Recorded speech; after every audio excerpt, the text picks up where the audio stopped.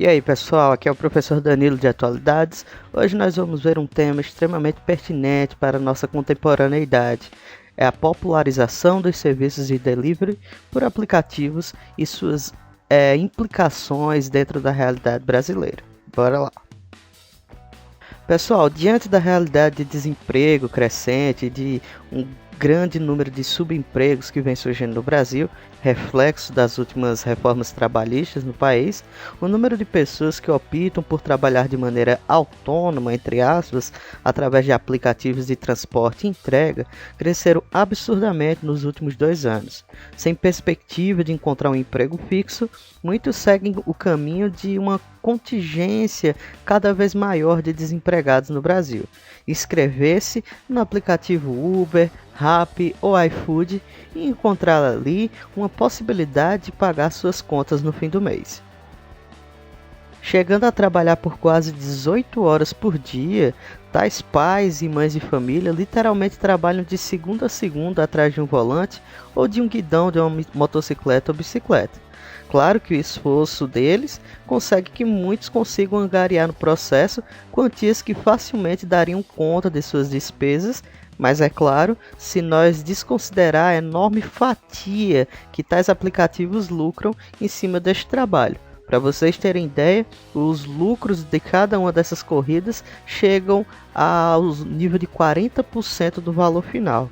Além do custo, é claro, da manutenção dos veículos ou das demais despesas que devem ser consideradas dentro de um dia inteiro de trabalho fora de casa.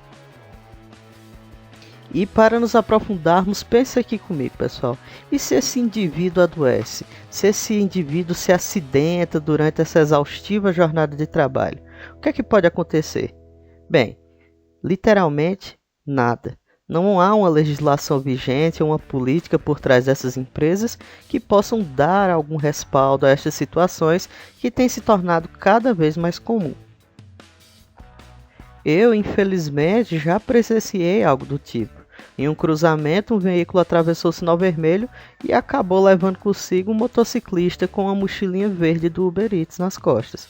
Eu parei para auxiliá-lo e ligar para uma ambulância, ao mesmo passo que eu pensava: se ele estava em uma situação tão difícil financeiramente para fazer com que ele aceitasse uma empreitada como essa, este mesmo cenário daria conta de garantir um atendimento de qualidade para a perna fraturada dele? Será que haveria algum fundo de garantia que permitiria que suas contas fossem pagas enquanto ele estivesse se recuperando do acidente? Provavelmente não, pois literalmente, se ele não trabalha, ele não ganha. E com essa história eu quero que vocês entendam o seguinte: isso não é um caso isolado, mas sim o cotidiano de mais de 4 milhões de trabalhadores que se propõem a trabalhar de maneira mal remunerada através desses aplicativos. As relações de trabalho mediadas por aplicativos tornam-se as mais dinâmica força de geração de emprego precário dentro do Brasil. Segundo a pesquisa do Instituto Locomotiva, aplicativos como o Uber, o iFood e o Rappi seriam literalmente os maiores empregadores dentro do país caso eles se unissem em uma única companhia.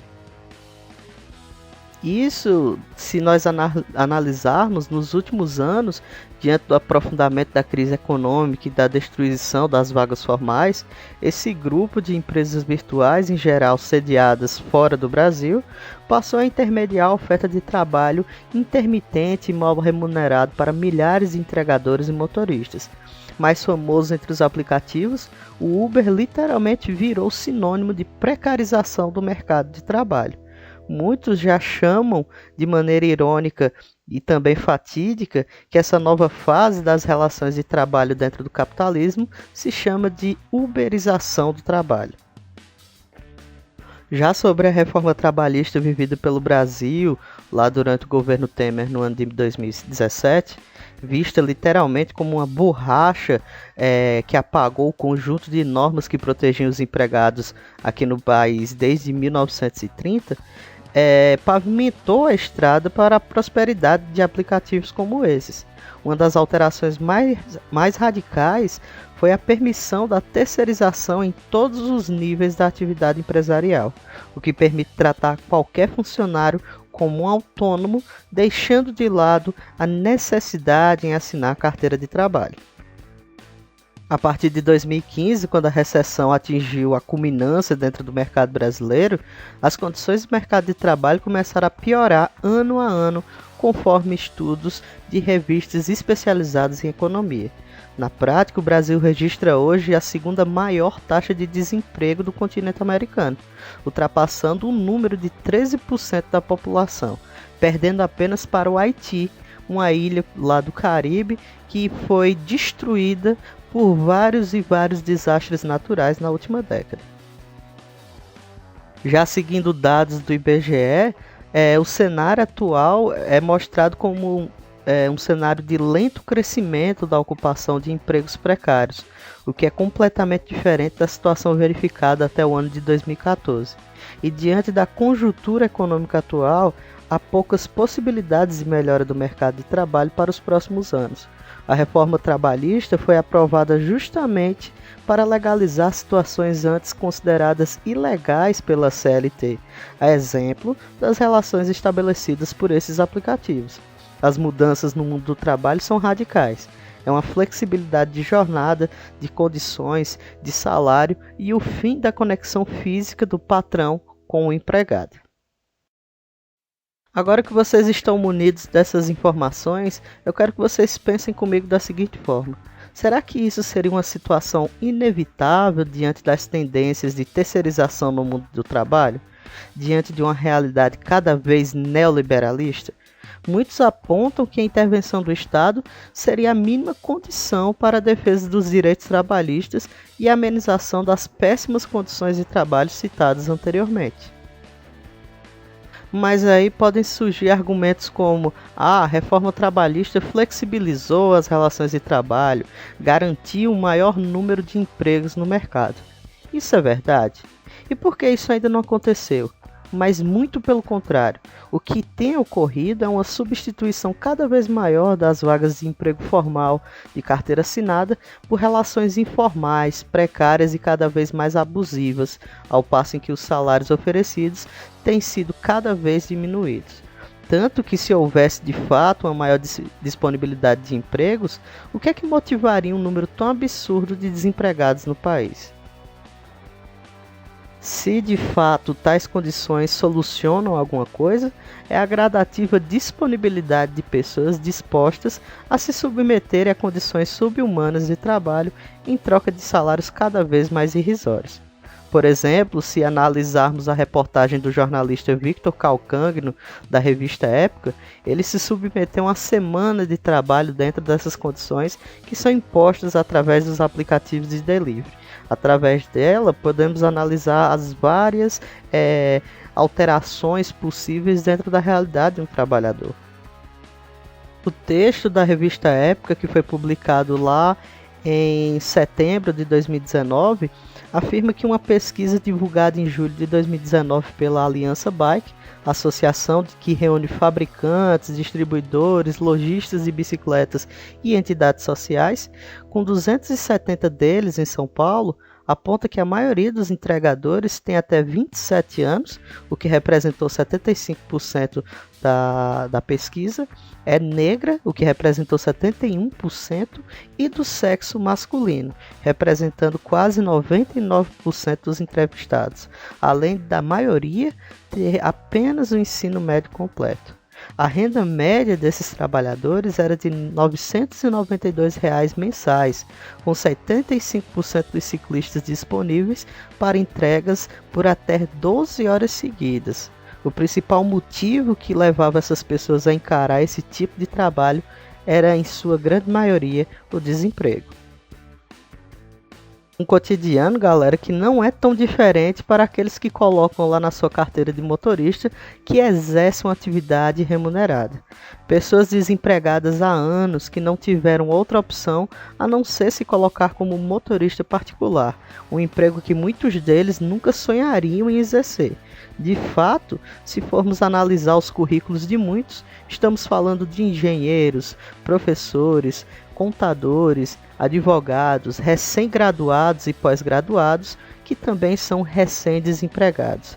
todos se expondo à realidade de um subemprego, onde precisam driblar o algoritmo que literalmente tem regido os seus dias de trabalho, no mesmo passo que se preocupam com as contas de casa, da família e as suas avaliações em cada corrida dentro do dia. Podemos até pensar, pessoal, os APs não estão legalmente errados, professor. Eles não conferem nenhum vínculo empregatício com seus motoristas e, além disso, facilitam a realidade dessas pessoas. Sim, vocês estão certos de pensar dessa forma. Mas pensem também comigo da seguinte maneira: qual o impacto desses invisíveis laços de trabalho a longo prazo? Até quando essa solução amarga não tem se convertido em um veneno diluído que as pessoas têm tomado para resolver seus problemas financeiros 7 dias por semana, 18 horas por dia? Diante desses questionamentos, é importante a gente ficar pensando: professor, o que seria melhor, o desemprego ou o subemprego? Desemprego, eu acredito que todos nós sabemos do que se trata, certo? Literalmente a impossibilidade de alcançar uma vaga de emprego. Talvez surja aí na cabecinha de vocês alguma dúvida sobre o que seria um subemprego. Essa também é um conceito fácil de se entender, mas não de se viver. O subemprego literalmente é um emprego não qualificado, de remuneração muito baixa ou emprego informal, sem vínculo ou garantia nenhuma. Professor, entre o desemprego e o subemprego, eu acho que escolheria os subempregos. Bem, então bora fazer um pequeno exercício mental aí, pessoal. Coloque uma realidade de subemprego proposto pelas diversas empresas e aplicativos de delivery. Agora some a isso os dados catastróficos referentes à violência no trânsito do Brasil. Violência esta que mata mais até do que os crimes violentos cometidos no país. Qual seria o resultado dessa equação mortal, gente? Mas professor, por que tantas pessoas se colocam dentro de um panorama tão degradante? Bem, pessoal, pelos mesmos motivos que todos nós, seres humanos, participantes ativos de uma sociedade, temos. No fim do mês, ficam as contas e se esvai o salário, se houver um salário para se esvair. E qual seria a solução para esse problema, pessoal? Aqui ficamos em uma balança muito delicada. Os aplicativos não são uns monstros preparados para engolir a nossa força de trabalho, já que conseguem facilitar o acesso ao trabalho de milhões de desempregados sem formação e que sofrem dos mais diversos preconceitos que eles estão propensos. Mas, eu coloco aqui mais em caixa alta, os mesmos aplicativos promovem um crescente número de subempregos, tornando a marginalização do trabalho uma realidade cada vez mais recorrente. Talvez, pessoal, para buscarmos uma solução, não devemos nos concentrar nos aplicativos. Nessa realidade tão difícil para os trabalhadores da nossa contemporaneidade, que a melhor alternativa seria se submeter a um Uber Eats da vida, o problema não reside de fato nesses aplicativos, mas sim na realidade econômica que estamos vivendo e na falta de estrutura que temos diante de nós. Então é isso, pessoal, espero que vocês tenham gostado da videoaula de hoje. Não deixem de curtir o vídeo, não deixem de comentar aí qualquer pensamento que vocês tiverem sobre o assunto, qualquer dúvida que surja, tá certo? E para a próxima aula de redação, lá com a nossa querida professora Valéria, eu espero que vocês pesquisem e leiam sobre o assunto para se prepararem de fato para a produção textual, beleza? Desejo a todos uma ótima semana e até o próximo vídeo.